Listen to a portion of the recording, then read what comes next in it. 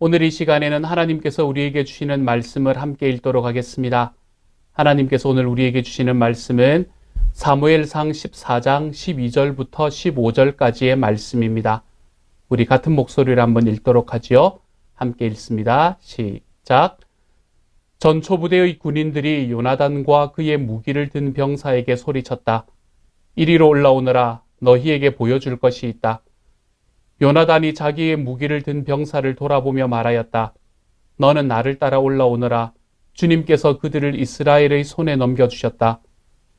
요나단이 손과 발로 기어 올라갔고 그의 무기를 든 병사도 그 뒤를 따라 올라갔다. 요나단이 블레셋 군인들을 쳐서 쓰러뜨렸고 그의 무기를 든 병사도 그 뒤를 따라가면서 닥치는 대로 쳐 죽였다. 이렇게 요나단이 자기의 무기를 든 병사와 함께 겨릿소 한 쌍이 반나절에 갈아엎을 만한 들판에서 처음으로 쳐 죽인 사람은 20명쯤 되었다. 이때의 블레셋 군인들은 진안에 있는 군인들이나 싸움터에 있는 군인들이나 전초부대의 군인들이나 특공대의 군인들이나 모두가 공포에 떨고 있었다. 땅마저 흔들렸다. 하나님이 보내신 크나큰 공포가 그들을 휘감았다. 아멘. 사람은 누구나 첫째가 되고 싶은 마음이 있습니다. 복음서를 보면 예수님의 제자들도 그 문제를 가지고 다툰 적이 있었던 것을 우리는 볼 수 있게 됩니다. 그런 그들에게 내가 첫째다라고 이야기하고 있는 이 제자들에게 예수님께서는 첫째가 되려면 끝이 되고 또한 섬기는 자가 되라라고 이야기하십니다. 그런데 사실 이 말씀처럼 어려운 말씀도 없습니다. 사람들은 어떤 명단에서든지 자기 이름이 몇 번째로 나오나 여기에 관심이 많습니다. 그것을 가지고도 어떤 사람은 마음이 상하고 섭섭해합니다. 그래서 많은 경우에는 가나다 순으로 이름을 놓는 것이 일상입니다. 그렇지만 가나다 순으로 이름을 놓는다고 하더라도 하씨나 황씨 이런 성씨를 가지신 분들은 언제나 뒤쪽에 놓이게 되지요. 끝이 되라는 주님의 말씀을 가만히 한번 생각해 보십시오. 이게 진짜 첫째, 이 끝이 되는 사람이 하나님이 보시기에는 정말 첫째가 된다는 말입니다. 세상에는 이렇게 첫째의 그늘에, 이 가장 높은 사람의 그늘에 덮인 인물들이 있습니다. 이런 사람들은 언제나 이름이 뒤이어 나오는 사람들입니다. 세상뿐만이 아니라 성경에도 이런 인물들이 있습니다. 여러분, 여호수아와 갈렙이라고 말하지 갈렙과 여호수아라고 이야기하는 일은 굉장히 드뭅니다. 그리고 오늘 그런 사람이 한 사람이 더 있는데 그 사람이 바로 요나단입니다. 아무도 요나단과 다윗이라고 이야기하지 않습니다. 언제나 다윗과 요나단이라고 이야기를 하지요. 그렇지만 주님의 말씀에 비추어 보건대 어쩌면 요나단이야말로 주님께서 보실 때에는 다윗보다 위대한 인물일지도 모릅니다. 왜냐하면 그는 이 다윗과 요나단이라는 이 두 사람 중에 두 번째에 선 사람이기 때문입니다. 말째에 서 있는 사람이기 때문이지요. 첫 자리에, 앞자리에 서 있는 사람에 밀려서 둘째가 되면 우리는 자주 우리의 마음이 질투심이나 시기심으로 상하고 있는 것을 느끼게 되는 때가 많습니다. 요나단의 마음은 어땠을까요? 만약에 다윗과 요나단, 다윗의 그늘 아래서 평생 살아가야 되는 자기의 모습에 이와 같이 그도 이런 비교의식에 사로잡히기 시작을 했다면 이 요나단과 다윗은 원수가 되어도 10번은 더 되었을 관계였을 것입니다. 사실 요나단은 아버지 사울의 뒤를 이어서 이스라엘이 왕이 될 사람이었습니다. 그런 그에게 이스라엘의 왕으로 또다시 안수를 받은 또 다른 사람이었던 이 다윗은 이 요나단의 적이 되어야만 하는 사람이었지요. 그런데 말씀은 이 요나단이 다윗을 사랑했다라고 이야기합니다. 이런 요나단의 마음을 우리는 머리로는 이해할 수 있을지는 모릅니다. 그러나 우리의 마음으로 이해하기는 쉽지가 않습니다. 그래서 오늘 우리는 이 요나단을 함께 살펴보려고 합니다. 이 요나단이라는 사람을 통해서 그리고 이 메시지를 통해서 하나님께서 우리 각자에게 주시는 메시지를 좀 들을 수 있는 시간이 될 수 있기를 우리 주님의 이름으로 소망합니다. 성경을 바라보면 요나단은 그저 감수성이 예민하고 또한 다윗을 좋아하고 사랑하고 지지해 주기만 하는 나약한 인물이 아니었다는 것을 우리는 분명히 볼 수 있습니다. 그는 강하고 용맹한 이스라엘의 장수였습니다. 우리는 다윗이 위대한 장수였다는 것은 잘 알고 있습니다. 블레셋과의 전투에서 거인 골리앗을 물리쳤을 뿐만 아니라 그 전쟁에서 돌아왔을 때 백성들은 사울이 죽인 자는 천천히고 다윗이 죽인 자는 만만이다 라고 노래할 만큼 그는 위대한 장수였습니다. 그런데 이런 위대한 장수였던 다윗과 비교해 보아도 요나단은 조금도 뒤지지 않는 사람이었습니다. 이 요나단이 성경에 처음 등장하는 장면은 그가 아버지 사울의 군대에 1,000명의 군사를 이끌고 게바에 있는 블레셋의 수비대를 공격했다라는 바로 그 기록입니다.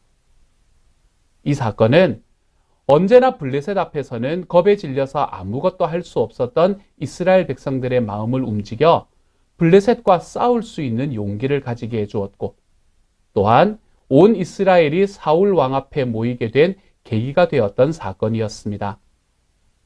이처럼 요나단은 용맹이 있을 뿐만 아니라 이스라엘 사람들의 마음에 필요한 용기를 심어줄 줄 알았던 지도자였습니다.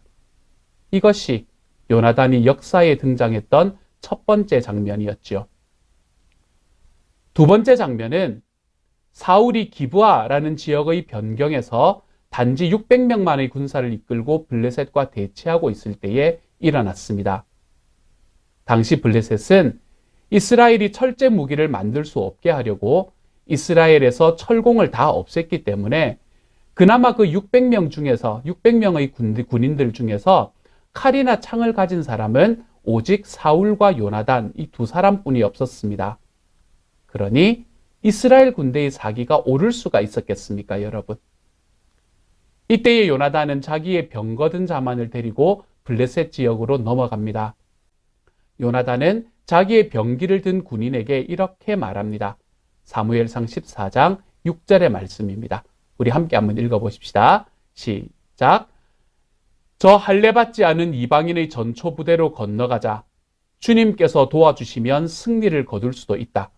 주님께서 허락하시는 승리는 군대의 수가 많고 적음에 달려있지 않다. 아멘. 어떻습니까?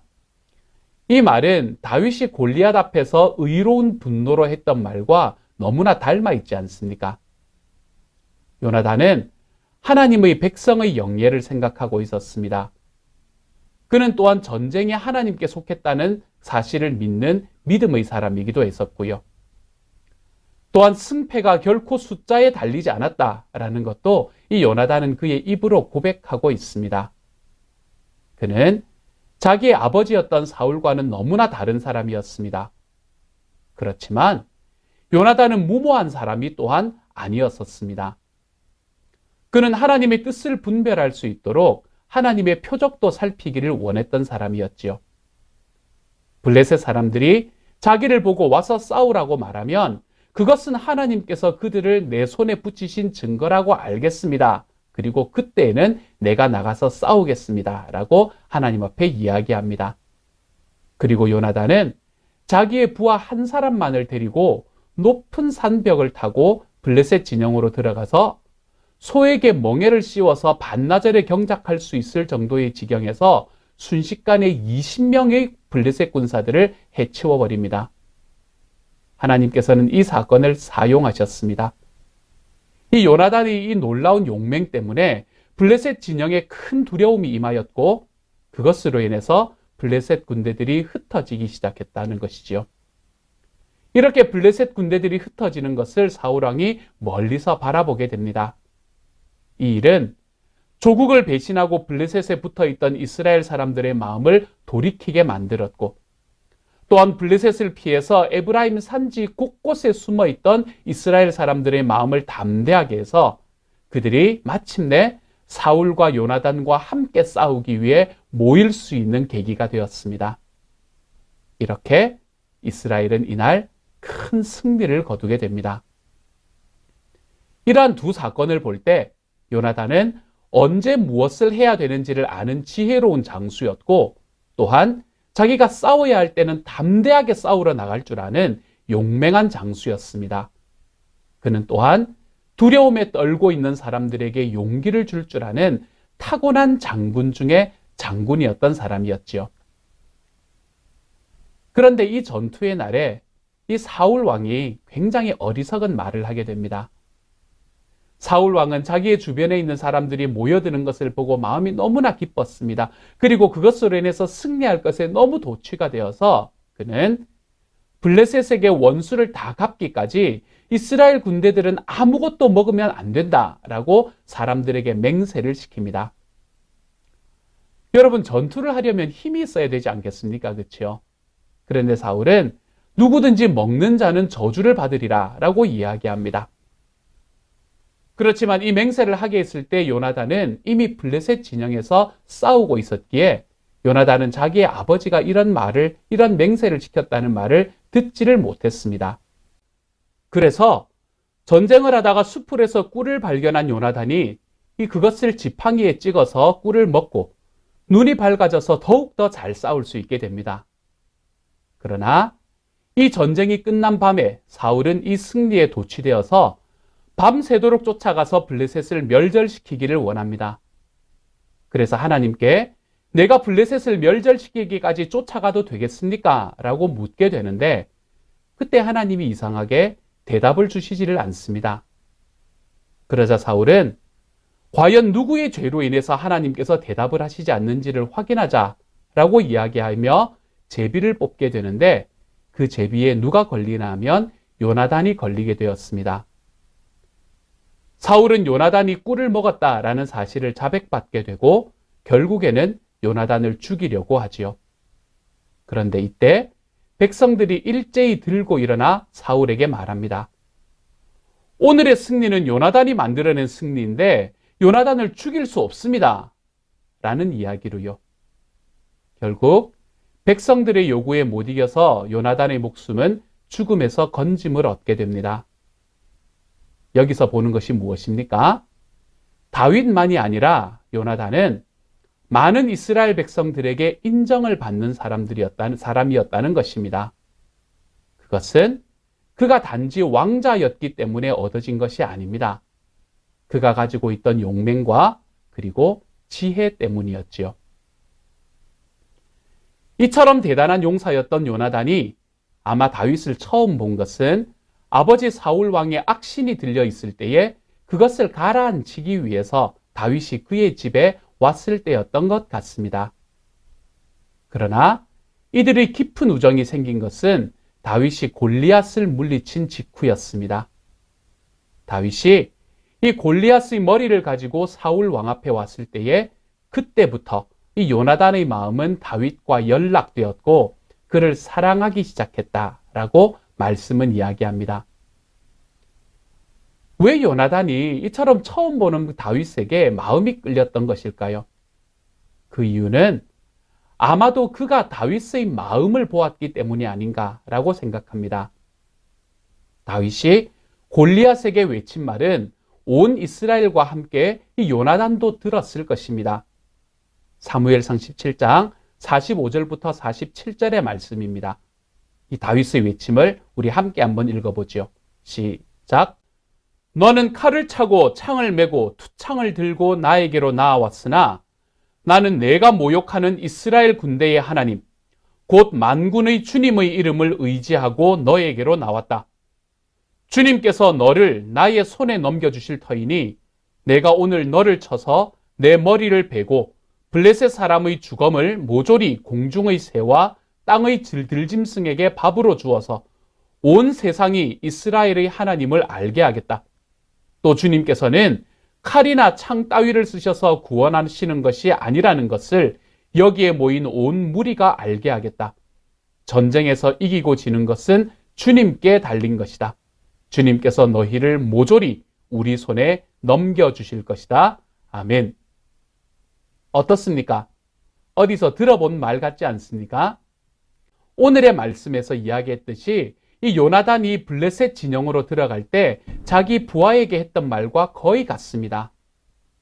그러므로 이 두 청년의 마음이 서로 통한 데에는 이런 하나님을 향한 그들의 열심, 하나님의 이름이 모욕을 당하는 것에 대한 상한 마음이 있었기 때문에 그들의 마음이 쉽게 통했던 것 같습니다. 하나님의 이름에 대한 그들의 열심은 그날의 그들의 마음을 하나로 엮어주었을 것입니다. 이것이 이 두 사람의 우정의 열쇠가 되었습니다. 요나단은 다윗의 그 마음을 보았던 것이지요. 그래서 요나단은 다윗을 자신의 생명처럼 사랑합니다. 그리고 이 두 사람은 서로 언약을 맺습니다. 변치 않을 우정에 대한 언약이었을 것인데 그들이 섬기는 하나님 앞에서 언약을 맺은 것입니다. 이 언약은 이 둘 사이에 어떤 이해관계가 생기게 되고 어떤 원치 않는 상황이 벌어진다고 하더라도 우리가 이 우정만은 반드시 지키겠습니다 라는 언약이었을 것입니다. 요나단은 그 증거로 자기가 입었던 겉옷과 군복과 칼과 활과 띠를 다윗에게 주었습니다. 장군이라는 사람이 자기의 이런 것들을 누군가에게 준다라고 이야기하는 것은 결국에 자기 자신을 다 그에게 맡긴다라는 말과 똑같은 이야기가 아니겠습니까?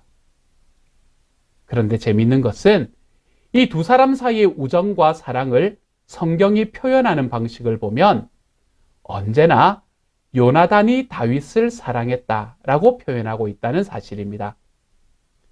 다윗이 요나단을 사랑했다라는 표현은 단 한 군데도 나오지 않습니다. 물론 다윗도 사랑했을 것입니다. 그런데 성경은 이 요나단이 다윗을 사랑한 것을 더욱 힘주어 강조하고 있다는 것은 가볍게 지나칠 일이 아닙니다. 말하자면 요나단은 다윗에게 주는 사람이었고 다윗은 주로 받는 사람이었습니다. 이것은 요나단이 가졌고 다윗은 가지지 못했던 사람이기 때문이 아니라 성경이 요나단의 인물됨을 그렇게 묘사하고 있다는 것이 중요합니다. 요나단은 다윗을 자기의 생명처럼 사랑했기에 자기의 생명을 걸고 다윗을 죽이려는 그 자기 아버지 사울을 설득하여 다윗을 죽이지 못하게 하기 위해 노력합니다. 처음에는 일시로 성공하기도 합니다. 하지만 그 이후에는 자기 자신마저 아버지가 던진 창에 맞아 죽을 뻔한 위기를 겪게 됩니다. 그렇지만 요나단은 이처럼 다윗을 자기의 생명같이 사랑하는 사람이었습니다. 그런데 이 모든 것보다 더 놀라운 요나단의 고백은 사무엘상 20장 14절부터 16절의 말씀에서 나옵니다. 그가 아버지 사울에게 쫓기기 시작한 다윗에게 한 말입니다. 우리 같이 한번 읽어보도록 하지요. 함께 읽습니다. 시작. 그 대신 내가 살아있는 동안은 내가 주님의 인자하심을 누리며 살 수 있게 해주게. 내가 죽은 다음에라도 주님께서 자네 다윗의 원수들을 이 세상에서 다 없애버리시는 날에라도 나의 집안과 의리를 끊지 않고 지켜주게.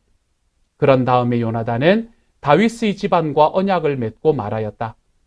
주님께서 다윗의 원수들에게 보복하여 주시기를 바라네. 아멘. 이 요나단의 말은 비록 구체적으로는 명시되지 않지만 다윗이 왕이 될 것을 그가 이미 인정하고 있다는 것을 보여줍니다. 차기 왕의 자리가 예정되어 있던 왕자였던 이 요나단에게 이렇게 말하는 것은 결코 쉬운 일이 아니었을 것입니다. 조금 더 가보면 사울 왕이 요나단에게 하는 말에서 이것은 좀 더 구체적으로 표현됩니다. 요나단이 다시 한번 다윗을 변호하자 이번에는 사울이 미친 듯이 화를 냅니다. 사무엘상 20장 30절부터 31절까지의 말씀입니다. 이 폐영무도한 계집의 자식아, 내가 이새의 아들과 단짝이 된 것을 내가 모를 줄 알았더냐? 그런 녀석과 단짝이 되다니 너에게도 부끄러운 일이고 너를 낳은 내 어미를 발가벗기는 망신이 될 뿐이다. 이새의 아들이 이 세상에 살아있는 한은 너도 안전하지 못하고 너의 나라도 안전하지 못할 줄 알아라. 빨리 가서 그 녀석을 당장에 끌어오너라. 그 녀석은 죽어야 마땅하다. 이 일로 인해서 사울은 자기의 아들인 요나단에게 창까지 던졌습니다. 요나단이 바보가 아니었다면 사울 왕이 말하는 이 내용의 의미를 왜 몰랐겠습니까? 요나단은 바보라서 다윗을 사랑했던 것이 아닙니다. 오히려 그는 하나님이 정하신 뜻을 너무나 분명히 알았고 또한 그것을 인정했기에 다윗을 사랑하는 마음이 변치 않을 수 있었던 것입니다. 그는 자기에게 보장되었던 왕위와 그리고 자신의 뜻을 하나님의 뜻 아래에 복종시킬 수 있는 믿음의 사람이었고 또한 경건한 인물이었습니다. 이 이야기를 읽다 보면 한 가지의 의문점이 생깁니다. 요나단이라는 인물은 과연 다윗에 대하여 조금의 질투심이나 시기심 같은 게 없었을까? 과연 그에게 이런 게 하나도 없었을까라는 것입니다. 질투심은 참 무서운 것입니다, 여러분. 사울 왕이 악신이 들려서 망하게 되는 과정에도 다윗을 향한 그의 질투심은 놀랍게 작동합니다. 예수님을 죽이게 한 이스라엘의 지도자들의 마음도 시기와 질투 때문이었다라고 성경은 분명하게 기록합니다. 신약 성경에서도 이 질투는 교회 공동체와 관계를 망치는 주범으로 거의 대부분의 경우에 다툼과 분쟁과 함께 쓰여지고 있는 단어이지요. 그러나 성경이 질투를 부정적으로만 쓰고 있는 것은 아닙니다. 무엇보다도 하나님의 사랑을 표현할 때 하나님은 질투하는 하나님이다 라고 쓰는 바로 그런 경우에는 이 질투의 긍정적인 면을 사용해주고 있습니다. 이것은 여기서 말하는 질투는 하나님께서 언약 관계를 맺으신 자기 백성을 향한 사랑의 크기를 표현하는 말입니다. 하나님은 자기 백성의 유익과 또한 그의 이름의 영광을 위하여 거룩한 열심을 가지고 계시는데 이 하나님의 거룩한 열심, 이것을 하나님의 질투라는 말로 표현하고 있는 것입니다. 그런데 이런 질투가 사람에게 적용된 경우가 있습니다. 그것은 아론의 손자였던 비느하스의 경우에 일어났던 일이었습니다. 이스라엘 백성들이 출애굽을 하고 광야에서 지내고 있는데 그들이 그 광야에서 발람의 꾀에 빠져서 모압 여인들과 음행하기 시작하면서 바알을 섬기기 시작합니다. 이 일로 하나님께서는 대단하게 진노하셨고 그리고 그들에게 전염병을 주셔서 이 사건에 가담한 지도자들을 목매어 달아라, 그렇게 죽여라 라고 모세에게 이야기하십니다. 이런 상황 속에서도 백성들은, 특별히 그 백성의 지도자들은 하나님을 두려워하지 않고 모세와 이스라엘 백성들이 보는 가운데 보란 듯이 한 미디안 여인을 데리고 음행을 하기 위해서 장막으로 들어갔습니다. 그때에 이 비느하스가 두 사람을 데리고 들어가 창으로 두 사람을 찔러 죽입니다.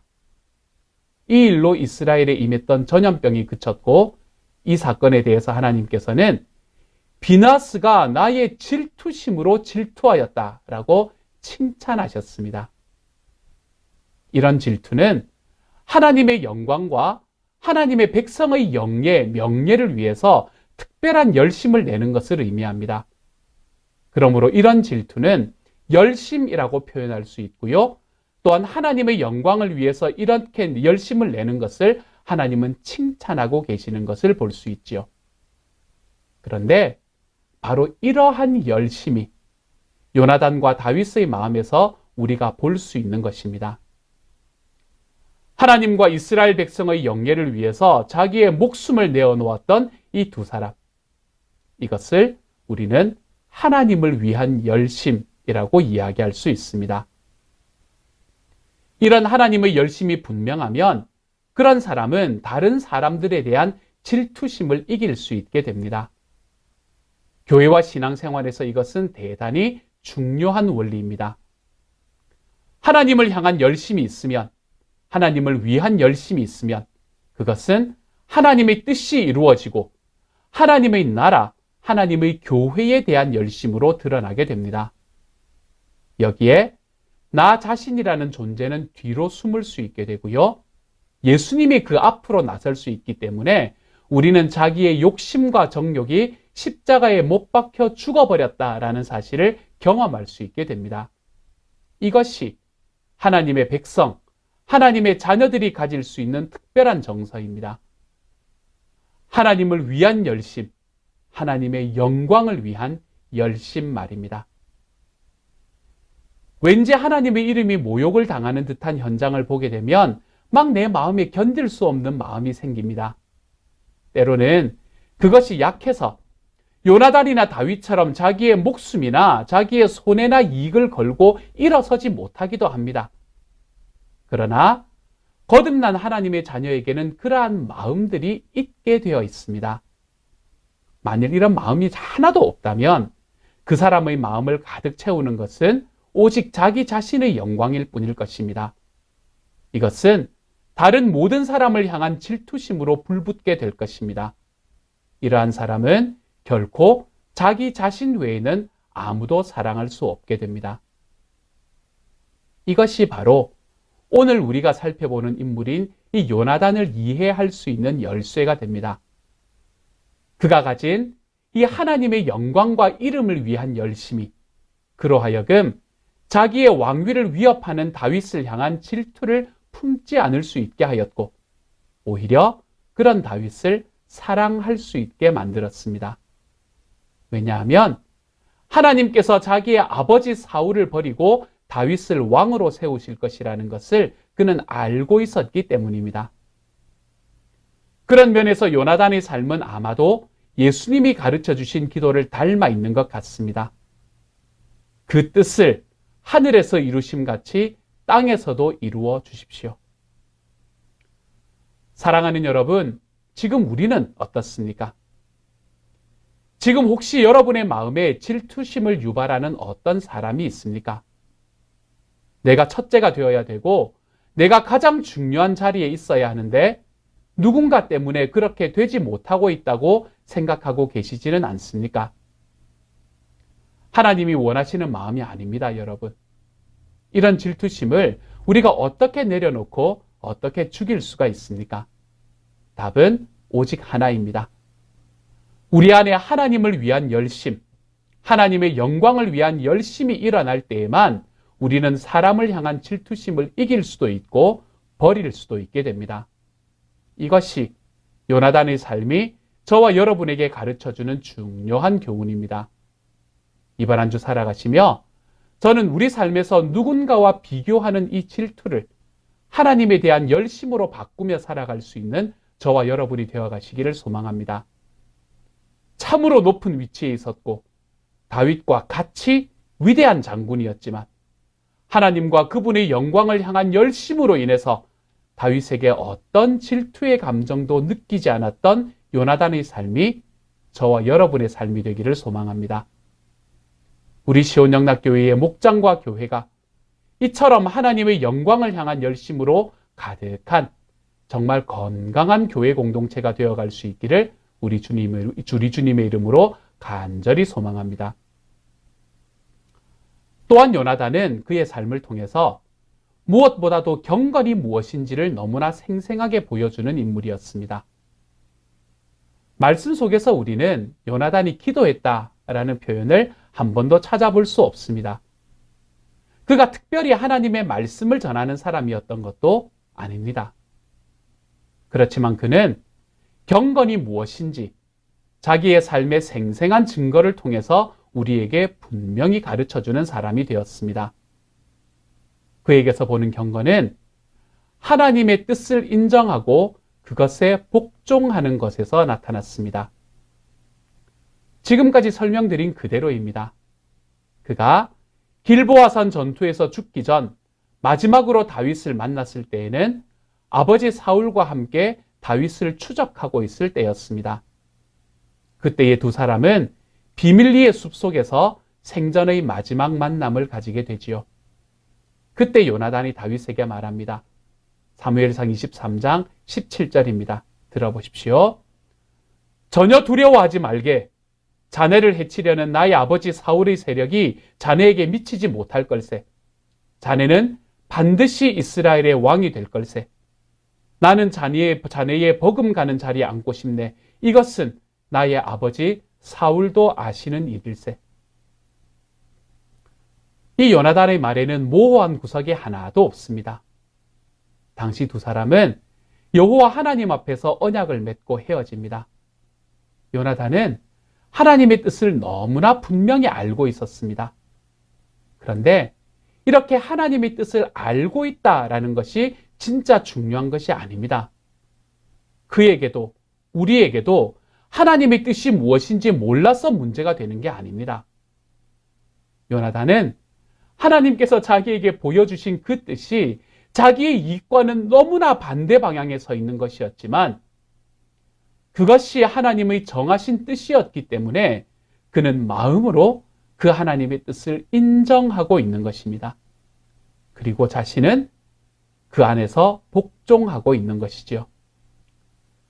이러한 인정과 복종, 하나님의 뜻에 대한 인정과 복종이 요나단의 위대한 경건의 모습이었습니다.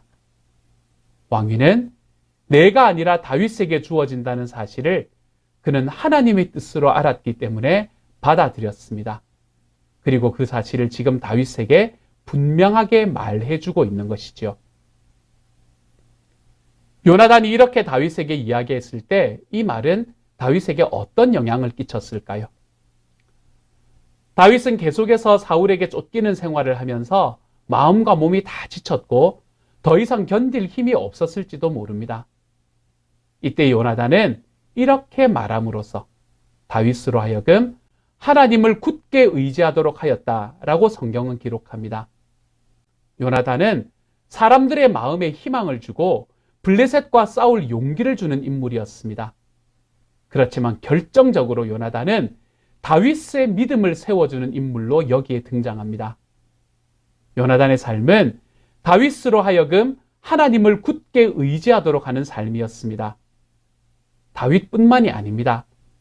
온 이스라엘 백성들로 하여금 하나님을 힘있게 의지하고 블레셋과의 전투에 나서게 하는 힘이 이 요나단에게는 있었습니다. 이것이야말로 참된 성숙의 증거, 참된 경건의 증거가 아니겠습니까? 미성숙한 사람들은 다른 사람들로 하여금 하나님을 의지하려는 마음을 빼앗고 허물기가 일쑤입니다. 그렇지만 경건한 사람, 성숙한 사람은 지친 사람들로 하여금 더욱 하나님을 힘있게 의지하도록 하는 영향력을 발휘할 수 있게 되지요. 이것이 요나단이 보여준 삶이었습니다. 적어도 이 모든 성경의 기록들에서 요나단은 어쩌면 다윗보다 더 성숙한 믿음의 사람이었다는 것을 확인할 수 있습니다. 어떻습니까? 이런 삶을 좀 살아보고 싶지 않습니까? 이렇게 사람을 세우는 삶이 주님께서 저와 여러분을 부르신 부르심이라는 것을 깨닫고 살아가는 저와 여러분이 되기를 소망합니다. 이렇게 요나단은 다윗을 세우고 또한 온 이스라엘을 세우는 자리에 설 수 있었습니다. 그러면 우리는 누구를 설 수 있는 세우는 자리에 서게 되는 걸까요? 요한은 주님께서 주신 새 계명을 강조하면서 교회는 형제 자매들이 서로 사랑하는 공동체다라고 썼습니다. 형제와 자매를 사랑하는 사랑이 없으면 그것은 교회가 아닙니다. 왜냐하면 사랑하는 것이야말로 우리가 주님의 제자라는 것을 알 수 있는 표지이기 때문입니다. 그러므로 우리는 교회 공동체 내에 형제 자매를 세우는 자리에 설 수 있어야 합니다. 누군가가 나를 먼저 사랑해 주기를 바라는 것이 아니라 내가 먼저 사랑하는 길로 걸어갈 수 있는 사람이 되어야 합니다. 주님은 지금 오늘을 살아가는 저와 여러분에게 이렇게 말씀하고 계십니다. 지금 여기에 함께 있는 사람들이 바로 내 생명을 주고 산 나의 교회란다. 너는 그 형제 자매들을 내 생명처럼 사랑할 수 있겠니? 그게 네가 나를 사랑한다는 표시란다 라고요. 우리에게 이렇게 요청하시기 위해서 주님께서는 그 길을 먼저 걸어가 주셨습니다. 그분은 우리를 친구라고 말씀하셨고요. 십자가에서 친구인 우리를 위해서 자기의 목숨을 내어주셨습니다. 그러므로 우리의 삶의 요나단은 바로 우리 주님이십니다. 주님은 친구인 우리를 위해서 하늘의 모든 영광을 버리고 이 땅에 오셨습니다. 그리고 친구인 저와 여러분을 위해서 사셨고, 그리고 친구인 저와 여러분을 위해서 죽으셨습니다. 우리는 그러므로 이 세상에 있는 어떤 존재보다도 부유한 존재입니다. 왜냐하면 우리 모두에게는 우리의 요나단이 있기 때문입니다. 아니, 인간의 요나단과는 비교할 수 없는 요나단, 우리의 삶의 진정한 요나단이 주님, 바로 그분이 우리들의 삶에 계시기 때문입니다. 그분은 용맹한 장수였고, 그분은 우리를 자기 생명처럼 사랑하시는 분이었습니다. 그리고 그분은 실로 우리를 위해서 죽으신 분이었지요. 우리의 요나단이 되신 이 주님을 인해서, 그리고 그 주님을 알도록 우리는 친구를 사랑하는 것이 무엇인지, 그리고 친구를 위해서 죽는 것이 무엇인지를 배우고 있는 것입니다. 그리고 우리도 주님처럼 그렇게 살아가기를 다짐하고 걸어가 볼 수 있게 되는 것입니다. 사랑하는 여러분, 하나님께서 이런 은혜를 우리에게 넘치도록 부어주시는 이번 한 주가 될 수 있기를 소망합니다. 그래서 우리 모두의 요나단이 되어주시는 주님을 향한 열심으로 서로를 향한 질투가 아니라 형제 자매를 향한 깊은 사랑의 자리로 걸어갈 수 있는 저와 여러분이 되어 가시기를 소망합니다. 우리가 서로 사랑하기에 우리가 주님의 자녀이고 주님의 제자가 되었다는 것을 이 세상에 한껏 보여주는, 우리 주님을 이 땅에 나타내는 통로가 되어가는 저와 여러분이 만드는 목장과 교회가 되어갈 수 있기를, 그렇게 만들어갈 수 있는 이번 한 주가 되어갈 수 있기를 우리 주님의 이름으로 간절히 축복합니다. 이 시간 같이 한번 기도하겠습니다. 사랑하는 하나님, 우리의 요나단이 되어주신 우리 주님께 감사를 드립니다. 나를 친구 삼아주셔서, 그 친구인 나를 위해서 십자가에 달려주셔서 감사하고, 그런 우리를 용서하시고 사랑하여 주셔서 감사합니다. 주님, 요나단이 하나님에 대한 그 열심이 있었기에 사람들에 대한 질투에서 벗어날 수 있었던 것처럼, 주님이여, 이 땅을 살아가는 우리도 정말로 하나님에 대한 그 열심에 우리의 마음을 들임으로 우리 주님의 일이 이루어지는 것이 내 삶의 가장 소중한 방향이기에 내가 나와 함께 있는 사람들과의 이 질투하는 마음, 이 다투는 마음에서 주님이 한 걸음 물러설 수 있는 하나님의 사람들이 다 되도록 주여 도와주옵소서. 그래서 우리가 만드는 공동체가 주님의 사랑의 공동체가 되어 사랑이신 하나님을 이 땅에 증거하며 살아가는 주님의 사람들이 다 되도록 아버지 도와주옵소서. 모든 말씀 우리 주님 예수님 이름으로 기도드립니다. 아멘. 이 시간엔 우리 한 번 더 기도하고 축도함으로 오늘 예배를 마치도록 하겠습니다. 같이 한번 기도하겠습니다. 이제 평안한 마음으로 세상에 돌아가십시오. 선한 일에 용기를 가지시며 악을 악으로 갚지 마십시오. 항상 연약한 자를 도우시며 병든 자를 찾아보시며 곤란당하는 이웃을 위로하십시오. 모든 사람을 존경하시며 주님께 봉사하고 주님을 사랑하십시오.